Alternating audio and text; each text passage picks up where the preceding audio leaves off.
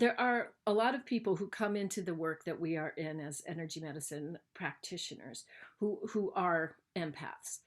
The the skill of empathy is absolutely crucial to being a good human being, to being a good, you know, partner or mother or practitioner or friend or sibling, to be able to be present with people and be empathic without being and necessarily being overcome by our empathy. We all need the skills of being empathic. And I think that if we're feeling them in our bodies, we absolutely need the skills of keeping that moving through so that we can hold space for people. What does it mean really to hold space for someone? My personal definition of holding space is placing attention and value on your own vibration as a means to affect or uplift other people and the environment. One of the pieces for me that's been so crucial in this conversation is the spiritual element.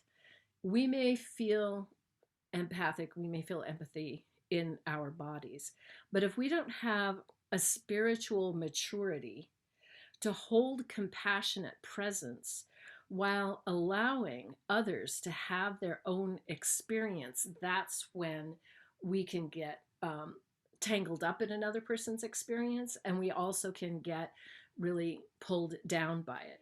So, my job is to hold loving, compassionate presence for other people while they work through their own karmic experience. So even though I can feel or empathize with their pain, it's their story to walk through. And I think that is where so many people get hung up, is they don't allow that other person the autonomy to allow that other person to own their experience. We are not here to save the world. We're not even here to heal the world. We're here to hold space, to do our work, and to be champions for others while they do their work. I want to be the spiritual champion of the people that I'm working with and interacting with. I want to be able to be fully present with people's pain, and I want to be able to keep it moving through my own field by putting into practice the things that I know to do, which the first thing that comes to my mind is breath, my energy practice, and my sense of spiritual maturity. So I can hold that space for other people while they have their experience, whatever it is, of pain or of suffering. That it is by virtue of contrast that we gain perspective. We are here embodied on earth to experience contrast. So contrast allows us to gain perspective on the infinite and eternal nature of source. By experiencing contrast of wanted and unwanted, of happy and not happy, of feeling freedom of pain and feeling pain, this is what helps us gain perspective.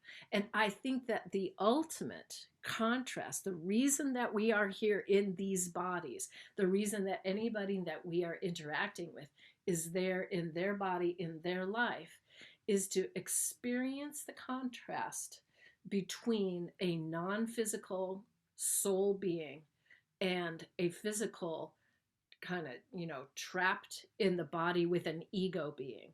And the ultimate misperception that the ego functions under, that we all struggle with as human beings, is that we're separate from our source.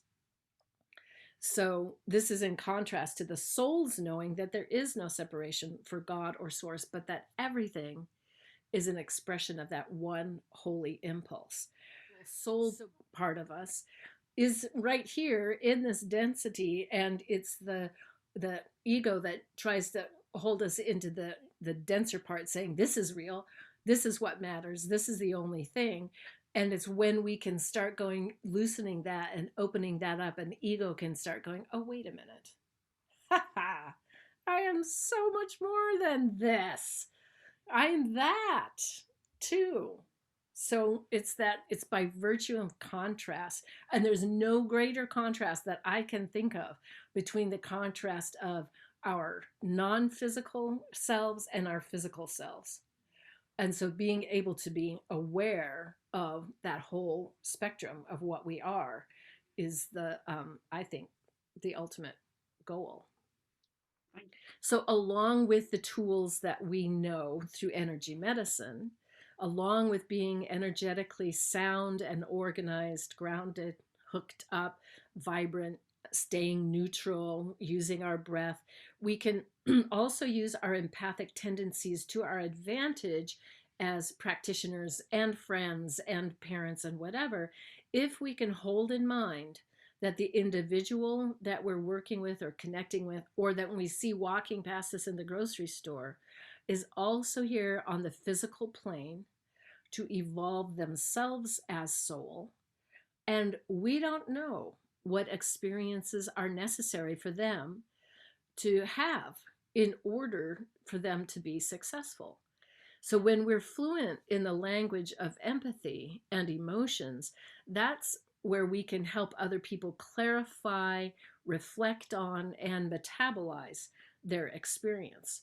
So, as a compassionate practitioner and a spiritual champion, we observe, we witness, we hold space for other people to acknowledge and maintain their sovereignty, their self responsibility, and their own relationship to their emotions and their experience. So being a spiritual champion means holding forth the banner, holding forth the space, and leading the way in staying true to our soul selves and reminding others that they too are spiritual beings having a physical experience.